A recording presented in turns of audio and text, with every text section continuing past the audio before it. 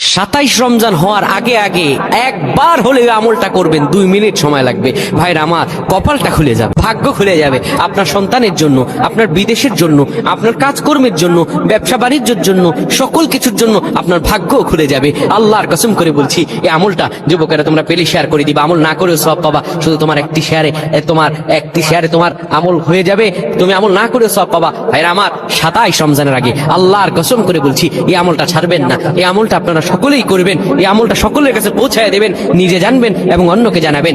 যত মানুষ বিপদগ্রস্ত আছেন, যত অভাবে আছেন, বিদেশে থেকে দেশে আসতে পারতেছেন না, বিদেশ যেতে পারতেছেন না, বিপদের উপর বিপদ লেগে আছে, 27 রমজান হওয়ার আগে আমলটা করেন। 2 মিনিট সময় লাগবে, বেশি না। যখন ঈশার নামাজ আপনি পড়বেন, ঈশার নামাজের পরে ওযু করে নেবেন, সুন্দরভাবে পবিত্র পরিচ্ছন্ন হয়ে বিছানাটা ঝাড়ু দিবেন।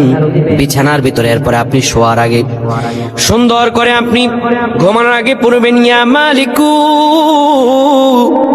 ইয়া মালিকু 100 বার পড়বেন। এরপর ইয়া খাবিরু 100 বার পড়বেন। তারপর একবার দুরূদ শরীফ পড়বেন। এরপরে 2টা হাত তুলে আল্লাহর কাছে যা দোয়া করবেন, আপনার দোয়া করতে দেরি হবে, আমার আল্লাহ কবুল করতে দেরি করবেন না। আল্লাহুম্মা আমিন।